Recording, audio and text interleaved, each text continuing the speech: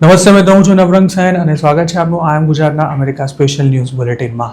શુક્રવાર મે 29ના સમાચારોમાં જોઈશું અમેરિકામાં ઇલીગલી રહેતા અને ગુજરાતીની જ હોટેલમાં કામ કરતા ઉત્તર ગુજરાતના યુવકને કયા કેસમાં 10 વર્ષની જેલની સજા ફટકારવામાં આવી, તેમજ કેમ આ ચુકાદો દરેક ઇલીગલ ઇમિગ્રન્ટ માટે સબક સમાન છે તેની માહિતી જાણીશું. ઇલીગલ ગેમિંગ મશીન ચલાવતા વધુ એક ગુજરાતીને $9.5 મિલિયન હવાલો કરવાના ગુનામાં કેમ હવે 20 વર્ષ જેટલી જેલની સજા થવાની શક્યતા છે, તેમજ છેલ્લે 22 વર્ષની એક એવી ગુજરાતી યુવતીની વાત કે જે મોટા સપના લઈને કાયમ માટે સેટલ થવા કેનેડા ગઈ હતી પણ હવે ત્યાં દુનિયામાં નથી રહી. વિધિ મેઘા નામની આ આશાસ્પદ યુવતીને કોણે અને કેમ મારી નાખી, તેમજ તેના પરિવારજનોની શું માંગ છે તે પણ જોઈશું આજના આ બુલેટિનમાં. અમેરિકામાં એક હોટેલમાં કામ કરતા ગુજરાતીને કોર્ટે 10 વર્ષની જેલની સજા ફટકારી છે. કવન પટેલ નામનો આ 27 વર્ષીય યુવક છેક જાન્યુઆરી 2025થી જેલમાં બંધ છે. નેબ્રાસ્કાના ઓમાહામાં આવેલી જે હોટેલમાં કવન કામ કરતો હતો ત્યાં માઇનોર સાથે દેહ વેપાર કરાવવાનું એક રેકેટ પકડાયું હતું, જેમાં કવનની સાથે સાથે બીજા 2 ગુજરાતીઓ સહિત કુલ 6 લોકોને આરોપી બનાવાયા હતા. અમેરિકામાં ઇલીગલી રહેતો કવન અમેરિક ઇન નામની હોટેલમાં કામ કરતો હતો, જેનો માલિક પણ એક ગુજરાતી હતો અને તે પણ હાલ કદાચ જેલમાં જ છે. કવનને મે 26ના રોજ સજા સંભળાવાઈ હતી. છેલ્લા 1.5 વર્ષથી જેલમાં બંધ હોવાને કારણે હવે તેને સજા પૂરી કરવા માટે 8.5 વર્ષ હજુ પણ અંદર રહેવું પડશે અને સજા પૂરી થયા બાદ તેને ડિપોર્ટ કરી દેવાશે. જેલવાસ દરમિયાન કવન પટેલને પેરોલ પણ નહીં મળી શકે. કવનની સાથે આ કેસના અન્ય 2 ગુજરાતી આરોપીઓ સુમિત ચૌધરી અને વિશાલ ગોસ્વામી પણ હજુ જેલમાં છે અને તેમણે પોતાનો ગુનો પણ નથી કબૂલ્યો. આ ત્રણેય લોકો અમેરિકામાં કોઈ સ્ટેટસ વિના રહેતા હતા. અમેરિકામાં મોટેલ અથવા હોટેલ ચલાવતા અમુક ઇન્ડિયન્સ વધારે કમાણી કરવા માટે ત્યાં બેફામ ઇલીગલ એક્ટિવિટીઝ ચલાવતા હોય છે. જોકે આવી જગ્યાએ કામ કરતા એમ્પ્લોય પણ ક્યારેક લેવા દેવા વિનાના જ તેમાં ફસાઈ શકે છે. કવન, સુમિત અને વિશાલની જે હોટેલમાં છોકરીઓ પાસે દેહ વેપાર કરાવાતો હતો તે છોકરી સાથે આ ત્રણેય અણછાજથી હરકત કરી હોવાના પણ તેમના પર આરોપ મૂકવામાં આવ્યા હતા. જાન્યુઆરી 6, 2025ના દિવસે અમેરિક ઇન હોટેલમાં ચોરી થઈ હોવાની ફરિયાદ મળતા પોલીસ ત્યાં તપાસ કરવા માટે પહોંચી હતી. જોકે તે વખતે હોટેલમાં બીજી પણ ઇલીગલ એક્ટિવિટી ચાલતી હોવાની શંકા જતા વધુ તપાસ હાથ ધરાઈ હતી અને તેમાં ટ્રાફિકિંગનો ભોગ બનનારી 2 છોકરીઓને રેસ્ક્યુ કરવાની સાથે આ પ્રકરણમાં સંડોવાયેલા કુલ 6 લોકોની ધરપકડ કરાઈ હતી. આ છોકરીઓએ જ પોલીસને જણાવ્યું હતું કે તેમની પાસે દેહ વેપાર કરાવનારા ટ્રાફિકર્સ તેમને લોકો સાથે સૂવા માટે મજબૂર કરતા હતા અને હોટેલનો સ્ટાફ પણ તેમાં સંડોવાયેલો હતો. જે 3 લોકો આ છોકરીઓને હોટેલ પર લઈને આવ્યા હતા તે પણ પાછા ઇલીગલ ઇમિગ્રન્ટ્સ જ હતા, જેમાં એક યુવતીનો પણ સમાવેશ થતો હતો. વિક્ટિમે પોલીસને આપેલા સ્ટેટમેન્ટમાં એવો પણ દાવો કર્યો હતો કે હોટેલનો સ્ટાફ પણ આ પ્રકરણમાં સામેલ હતો, તેમજ તેમને ડિસ્કાઉન્ટ રેટ પર રૂમ આપવામાં આવતા હતા. કવન પટેલ સહિતના 3 ગુજરાતી પર જે ચાર્જીસ લગાવાયા છે તેમાં આજીવન કેદ સુધીની સજા થઈ શકે છે. જોકે કવને ગુનો કબૂલ કરી લીધો હોવાથી તેને સજામાંથી થોડી રાહત અપાઈ છે, જ્યારે ગુનો કબૂલ ન કરનારા વિશાલ ગોસ્વામી અને સુમિત ચૌધરીને ગુનો સાબિત થવા પર 10 વર્ષ કે તેથી વધુની પણ સજા થઈ શકે છે. આ 3 ગુજરાતીઓ જે હોટેલમાં કામ કરતા હતા તે કેતન ઉર્ફે કેન ચૌધરી અને તેની પત્ની ફાલ્ગુનીની હતી. તેમના સિવાય અમિત પ્રહલાદ ચૌધરી, અમિત બાબુલાલ ચૌધરી અને મહેશ ચૌધરી પણ આ હોટેલ સાથે સંકળાયેલા હતા. જાન્યુઆરીમાં કવન, સુમિત અને વિશાલની ધરપકડ થઈ તેના 8 મહિના બાદ એટલે કે ઓગસ્ટ 2025માં FBI સહિતની એજન્સીઝે નેબ્રાસ્કામાં આવેલી અમેરિક ઇનની સાથે સાથે the in, the new Victorian અને રોડવે ઇન નામની 4 હોટેલ્સ પર રેડ કરી હતી, જેમાં $5.65 લાખ કેશ સહિતનો માલ પણ જપ્ત કરવામાં આવ્યો હતો. આ 4 હોટેલ કેન ચૌધરી અને તેના મળતિયા ચલાવતા હતા. આ હોટેલ સાથે સંકળાયેલા આ 5 ગુજરાતીઓને ત્યારે અરેસ્ટ કરવામાં આવ્યા હતા. આ 4 પ્રોપર્ટીઝમાં ટ્રાફિકિંગ ઉપરાંત ઇમિગ્રેશન ફ્રોડ જેવી ઇલીગલ એક્ટિવિટીઝ પણ ચાલતી હતી. હોટેલમાં કામ કરતા લોકોનું પણ શોષણ કરવામાં આવતું હતું. કેન ચૌધરીના ફોનની તપાસમાં તે ઇન્ડિયાથી લોકોને ઇલીગલી અમેરિકા બોલાવતો હોવાના પણ પુરાવા મળ્યા હતા.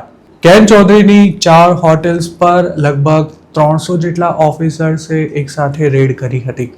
આ કાર્યવાહીમાં હોટેલમાં કેવી હલકી કરતૂતો ચાલતી હતી તેના મજબૂત પુરાવા પણ મળ્યા હતા. આ પ્રકરણનો ભાંડો ફૂટ્યો ત્યારે એવી પણ વાત બહાર આવી હતી કે જે રૂમ્સમાં દેહ વેપારની પ્રવૃત્તિ ચાલતી હતી ત્યાં હિડન કેમેરા લગાવવામાં આવ્યા હતા અને કેન ચૌધરીની પત્ની ફાલ્ગુની જાણે સાસ બહુની સિરિયલો જોતી હોય તેમ તેનો લાઈવ વિડીયો જોતી રહેતી હતી. આ દાવો બીજા કોઈએ નહીં પણ હોટેલમાં કામ કરનારા કર્મચારીઓએ જ કર્યો હતો. આ તમામ આરોપીઓ માણસા બાજુના હોવાનું જે તે સમયે જાણવા મળ્યું હતું પણ તેની કોઈ સત્તાવાર પુષ્ટિ નહોતી થઈ શકી. કેતન અને ફાલ્ગુની બંને અમેરિકામાં કોઈ સ્ટેટસ વિના રહેતા હતા અને તેમનો યુ વિઝાનો કેસ પણ તે સમયે પેન્ડિંગ હતો. ફાલ્ગુની અને કેતન સહિતના આરોપીઓ પર ફ્લાઇટ રિસ્ક હોવાનું કારણ આપી તેમને અરેસ્ટ કરાયા બાદ બોન્ડ પર છોડવાનો ઇનકાર કરી દેવાયો હતો. તેઓ હાલ પણ જેલમાં હોવાની શક્યતા છે અને આ કેસમાં પકડાયેલા તમામ 7 ગુજરાતીઓને ગમે ત્યારે ડિપોર્ટ પણ કરવામાં આવી શકે છે. જોકે ઇન્ડિયા પાછા આવતા પહેલા તેમને સારો એવો સમય અમેરિકાની જેલમાં કાઢવો પડશે. અમેરિકામાં ઇલીગલ ગેમિંગ મશીન્સ ચલાવવાની સાથે સાથે તેમાંથી થયેલી $9.5 મિલિયન જંગી કમાણીનો હવાલો કરનારા તુષાર પટેલ નામના એક ગુજરાતીને હવે 20 વર્ષ સુધીની જેલની સજા થઈ શકે છે. 40 વર્ષનો તુષાર જોર્જિયાનો રહેવાસી છે. તેણે wire fraud, illegal gambling business અને મની લોન્ડરિંગનો ગુનો કબૂલ કર્યો છે. મે 2025માં તુષાર સહિતના 8 લોકો પર મિઝોરીમાં આ બાબતે ચાર્જીસ ફ્રેમ કરવામાં આવ્યા હતા. જેના 1 વર્ષ બાદ તુષારે ગુનો કબૂલ કરતા કોર્ટને જણાવ્યું હતું કે સાઉથ વેસ્ટ મિઝોરીમાં તમામ આરોપીઓ ઇલીગલ ગેમિંગ મશીન્સ ચલાવતા હતા જેનાથી તેમને $95,06,464 આવક થઈ હતી અને આ તમામ રકમનો તેમણે અલગ અલગ ફાઇનાન્શિયલ ટ્રાન્ઝેક્શન્સ દ્વારા હવાલો પાડ્યો હતો. ડિપાર્ટમેન્ટ ઓફ જસ્ટિસના જણાવ્યા અનુસાર તુષાર પટેલ ઇન્ડિયન સિટીઝન છે, મતલબ કે સજા પૂરી થયા બાદ તેને ડિપોર્ટ પણ કરવામાં આવી શકે છે. તુષાર જે ઇલીગલ ધંધા સાથે સંકળાયેલો હતો તે જુલાઈ 2022થી માર્ચ 2024 સુધી ચલાવાયો હતો. પોલીસે અગાઉ આરોપીઓને ગેમિંગ મશીન્સ બંધ કરી દેવા માટે વોર્નિંગ આપી હતી પણ દીકતી કમાણીની લાલચમાં તેમણે આ ધંધો ચાલુ રાખ્યો હતો અને હાલ આ તમામ લોકો જેલની હવા ખાઈ રહ્યા છે. જસ્ટિસ ડિપાર્ટમેન્ટના જણાવ્યા અનુસાર તુષાર પટેલે જે 3 ગુના કબૂલ કર્યા છે તે દરેકમાં ટોટલ 45 વર્ષની મહત્તમ સજા થઈ શકે છે. જોકે ગુનો કબૂલ કરી લીધો હોવાને કારણે તેને સજામાં સામાન્ય રાહત મળવાની પણ શક્યતા છે. તુષાર પહેલા આ જ કેસ સાથે સંકળાયેલા રાહુલ પટેલ નામના એક આરોપીએ પણ હજુ ગયા મહિને જ પોતાનો ગુનો કબૂલ કર્યો હતો. રાહુલ પટેલ અમેરિકામાં ઇલીગલી રહેતો હતો જ્યારે ઇન્ડિયન સિટીઝન તરીકે ઓળખાવાયેલો તુષાર ઇલીગલ હતો કે લીગલ તે કન્ફર્મ નથી કરી શકાયું. તુષાર અને રાહુલ સિવાય મનીષ પટેલ, મિતુલ બારોટ, સુનિલ પટેલ, હર્ષદ ચૌધરી અને વિપુલ પટેલ નામના ગુજરાતીઓ પણ આ કેસના આરોપી છે. જોકે તેમણે હજુ સુધી ગુનાની કબૂલાત નથી કરી. રાહુલ પટેલ, મનીષ પટેલ, તુષાર પટેલ અને વિપુલ પટેલ નામના આરોપીઓએ એક વોટ્સએપ ગ્રુપ પણ બનાવ્યું હતું જેમાં તેઓ ઇલીગલ ગેમિંગ આર્કેડ્સમાંથી રોજે રોજ થતી કમાણી સહિતની માહિતી એકબીજા સાથે શેર કરતા હતા. તેમને જે આવક થતી હતી તે અલગ અલગ સ્ટેટ્સમાં ટ્રાન્સફર કરવામાં આવતી હતી અને તેનો હવાલો પાડવા માટે આરોપીઓએ અમેરિકાના અલગ અલગ પર્સનલ બેંક અકાઉન્ટ્સમાં આ રકમ જમા કરાવી હતી તેમજ અમુક રકમ ઇન્ડિયા પણ ટ્રાન્સફર કરવામાં આવી હતી. આ તમામ લોકોએ ભેગા મળીને માત્ર 3 જ વર્ષથી પણ ઓછા સમયમાં $9.5 મિલિયન હવાલો કર્યો હતો. જોકે હવે તમામ લોકો જેલની હવા ખાઈ રહ્યા છે. ગુનો કબૂલ કરનારા રાહુલ અને તુષારને ક્યારે સજા સંભળાવાશે તેની તારીખ હજુ સુધી નક્કી નથી કરાઈ. અમેરિકાના ઘણા રાજ્યોમાં ગેમિંગ મશીન ચલાવવું ઇલીગલ છે. જે સ્ટેટ્સમાં તેની પરમિશન છે ત્યાં પણ જીતની રકમ કેશમાં નથી ચૂકવી શકાતી. જોકે આ ધંધા સાથે સંકળાયેલા દેશીઓ કાયદા કાનૂનની પરવા કર્યા વિના જ જાણે કોઈ પૂછનારું ના હોય તેમ આ ધંધો ચલાવતા હોય છે. કોઈને ત્યાં ઇલીગલ ગેમિંગ મશીન પકડાય તો પણ તેને સામાન્ય સજા થાય છે અને અમુક કેસમાં તો દંડ ભરીને પણ જેલની સજા ટાળી શકાતી હોય છે. જોકે ગેમિંગ મશીન્સમાંથી આરોપીઓએ મોટી કમાણી કરી છે તેવું જો પ્રસ્થાપિત થાય તો તેમની સામે મની લોન્ડરિંગનો ચાર્જ લગાવવામાં આવે છે અને ત્યારે આ મામલો ખૂબ જ સિરિયસ બની જાય છે, કારણ કે ઇલીગલ ગેમિંગ મશીન ચલાવનારાને 3 થી 6 મહિનાથી વધુ સજા નથી થતી, પણ મની લોન્ડરિંગનો ચાર્જ જો કોર્ટમાં પુરવાર થાય તો 20 વર્ષ સુધીની જેલની સજા થઈ શકે છે. અમેરિકાની પોલીસ કોઈપણ સ્થળે ચાલતા ગેમિંગ મશીનના બિઝનેસ પર રેડ કરતા પહેલા અંડરકવર ઇન્વેસ્ટિગેશન કરી પાક્કા પુરાવા એકત્ર કરતી હોય છે. રાહુલ અને તુષાર પટેલના જ કેસની વાત કરીએ તો તેમને ત્યાં રેડ કરતા પહેલા પોલીસે અંડરકવર એજન્ટને તેમના આર્કેડ પર મોકલ્યા હતા અને તેમણે ત્યાં જે નંબરની કરન્સી નોટ બતાવી હતી તે રેડ દરમિયાન મળી આવતા તેનો પણ પુરાવા તરીકે ઉલ્લેખ કરવામાં આવ્યો હતો. આ ઉપરાંત આવા બિઝનેસ ક્યારે ખુલે છે, ક્યારે ક્લોઝ થાય છે, કેટલા લોકો તેમાં કામ કરે છે, રોજના કેટલા લોકોની અવર જવર થાય છે, તેમજ કેટલા ડોલરનો બિઝનેસ છે તેની વિગતો પણ રેડ પાડતા પહેલાં જ એકત્ર કરી લેવાતી હોય છે. મોટાભાગના કેસમાં જો કોઈ બિઝનેસ પર ઇલીગલ ગેમિંગ મશીન ચલાવતા હોવાનું જાણવા મળે તો પહેલાં તેને બંધ કરવા માટે વોર્નિંગ અપાય છે અને તેમ છતાંય જો ઓનર ધંધો ચાલુ રાખે તો રેડ કરીને ગેમિંગ મશીન જપ્ત કરી લેવાની સાથે બિઝનેસને પણ સીલ કરી શકાય છે. કેનેડા ભણવા ગયેલી 22 વર્ષની ગુજરાતી યુવતીની ચાકુ મારીને હત્યા કરી દેવામાં આવી છે. મૃતકનું નામ વિધિ મેઘા જણાવાયું છે, જે આણંદ જિલ્લાના બોરસદ ટાઉનની રહેવાસી હતી. વિધિને અમેરિકાની બોર્ડર નજીક આવેલા નાયગ્રા રિજનમાં ચાકુ મારવામાં આવ્યું હતું. છેલ્લા 4 વર્ષથી કેનેડા રહેતી વિધિ ત્યાં હાયર સ્ટડીઝ કરી રહી હતી. ભણવાની સાથે તે પાર્ટ ટાઈમ જોબ પણ કરતી હતી, તેમજ કેનેડાની રેસિડેન્સી લેવા માટે પણ તે તૈયારી કરી રહી હતી. વિધિના ફેમિલી મેમ્બર્સના જણાવ્યા અનુસાર છેલ્લે તેમણે દીકરી સાથે મે 14ના રોજ વાત કરી હતી. તેના બીજા જ દિવસે વિધિ ઘરેથી નીકળ્યા બાદ ગુમ થઈ ગઈ હતી. ત્યારબાદ તેની બોડી નાયગ્રા રિજનમાંથી મળી આવી હતી.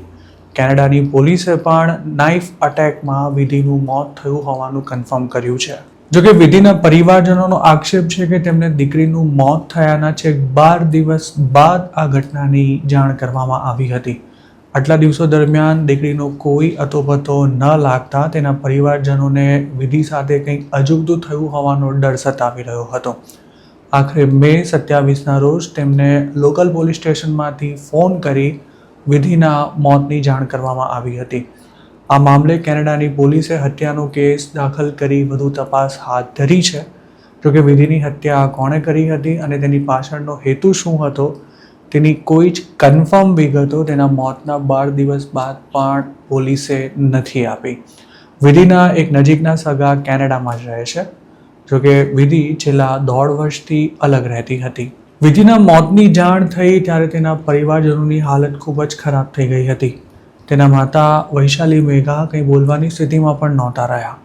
વિધિના માસી સ્નેહલ મેઘાએ આ અંગે અમારા સાથે એકવાર ટાઈમ્સ ઓફ ઇન્ડિયા સાથે વાત કરતા જણાવ્યું હતું કે મે 14થી કોઈએ વિધિનો ચહેરો પણ નથી જોયો. તેમણે વિધિની બોડીને ઇન્ડિયા પાછી લાવવા માટે સરકાર પાસે મદદ પણ માંગી હતી, તેમજ તેના હત્યારાને જલ્દી પકડવામાં આવે તેવી પણ માંગ કરી હતી. વિધિ ભણવામાં ખૂબ જ હોશિયાર અને મહત્વાકાંક્ષી સ્ટુડન્ટ હતી. તે પોતાની રીતે જ ભણવાની સાથે સાથે કામ કરવા ઉપરાંત કેનેડામાં જ પોતાનું ફ્યુચર બનાવવા માંગતી હતી. જોકે આશાસ્પદ યુવતી હવે આ દુનિયામાં નથી રહી.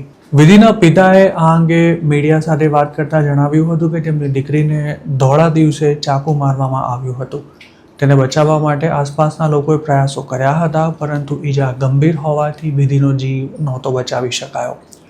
દીકરીના અંતિમ સંસ્કાર ઇન્ડિયામાં જ કરવાના હોવાથી તેના પાર્થિવ દેહને જલ્દીથી જલ્દી ઇન્ડિયા લાવવા માટે તેમણે ભારત સરકારને પણ અપીલ કરી છે. જોકે તેના પર હજુ સુધી કોઈ રિસ્પોન્સ ન આવ્યો હોવાનું પણ તેમણે જણાવ્યું હતું. તેમણે કહ્યું હતું કે મે 15ના રોજ સેન્ટ કેથન્સમાં વિધિ પર અટેક થયો હતો. તેણે હુમલાખોરનો સામનો કરવા માટે પણ પ્રયાસ કર્યો હતો, પરંતુ ચાકુ વાગી જવાથી તેનું મોત થઈ ગયું હતું. વિધિ બિઝનેસ મેનેજમેન્ટનો અભ્યાસ કરી રહી હતી. તેનો 3 વર્ષનો કોર્સ પૂરો થઈ ગયો હતો અને પછી તેણે PSWનો 1 વર્ષનો કોર્સ પણ કર્યો હતો. વિધિના માસીએ આ અંગે જણાવ્યું હતું કે તેના મામા કેનેડામાં જ છે અને તેઓ પણ તેની બોડીને ઇન્ડિયા જલ્દી મોકલી શકાય તે માટે પ્રયાસો કરી રહ્યા છે, પણ ત્યાંથી પણ કોઈ મદદ નથી કરી રહ્યું. વિધિના પિતાનું કહેવું છે કે કોઈ ડ્રગ એડિક્ટ વ્યક્તિએ લૂંટના ઈરાદે તેમની દીકરીને ચાકુ બતાવી તેની પાસેથી પૈસા માંગ્યા હતા, પણ વિધિએ પૈસા આપવાનો ઇનકાર કરી દઈ તેની સામે ફાઇટ કરી હતી અને તેમાં તેને ચાકુ વાગી ગયું હતું. કેનેડાથી બોડીને ઇન્ડિયા લાવવાનો ઓછામાં ઓછો ખર્ચો $5,000 જેટલો થાય છે. તેમાં વળી હાલના દિવસોમાં હવાઈ મુસાફરી ખૂબ જ મોંઘી થઈ ગઈ હોવાથી એર કાર્ગોના ચાર્જિસ પણ વધી ગયા છે. કેનેડામાં કાયદાકીય પ્રક્રિયા પૂરી થયા બાદ ડોક્યુમેન્ટ્સ થઈ જાય ત્યાર પછી બોડીને ઇન્ડિયા મોકલી શકાય છે અને તેમાં વધુમાં વધુ એકાદ વીક જેટલો સમય લાગી શકે છે. જો બોડીને ઇન્ડિયા લાવવાને બદલે કેનેડામાં જ તેના અંતિમ સંસ્કાર કરવા હોય તો પણ તેનો ખર્ચો હજારો ડોલરમાં આવે છે. કેનેડામાં ભણતા મોટાભાગના ઇન્ડિયન સ્ટુડન્ટ સામાન્ય પરિવારના હોય છે. તેમને વિદેશ મોકલવા માટે જ તેમના પેરેન્ટ્સે લાખો રૂપિયાની લોન લીધી હોય છે. તેવામાં જો સંતાનનું મોત થઈ જાય તો તેની બોડી ઇન્ડિયા લાવવાનું પણ ઘણા પેરેન્ટ્સ અફોર્ડ નથી કરી શકતા હોતા. આવી સ્થિતિમાં ક્રાઉડ ફંડિંગ દ્વારા મૃતકના પરિવારજનોને મદદ કરવામાં આવતી હોય છે, પણ વિધિના કેસમાં આવો કોઈ પ્રયાસ કરાયો છે કે નહીં તેની વિગતો નથી મળી શકી. તો મિત્રો, આ હતા અમેરિકાના આજના મુખ્ય સમાચાર. આપને જો મારી રજૂઆત પસંદ આવ્યો હોય તો આ વિડીયોને લાઇક અને શેર કરવાનું તેમજ આ ગુજરાતની યુટ્યુબ ચેનલને સબસ્ક્રાઇબ કરવાનું ભૂલશો નહીં, કારણ કે આ ચેનલ પર આપને મળશે અમેરિકામાં રહેતા ગુજરાતીઓ માટેના તમામ મહત્ત્વના સમાચાર અને તે પણ આપની પોતાની ભાષામાં. આપ જો મારી સાથે કોઈ ટિપ શેર કરવા માંગતા હો તો હાલ સ્ક્રીન પર દેખાઈ રહેલા વોટ્સએપ નંબર પર પણ અમારો સંપર્ક કરી શકો છો. આપની ઓળખ ગુપ્ત રાખવામાં આવશે.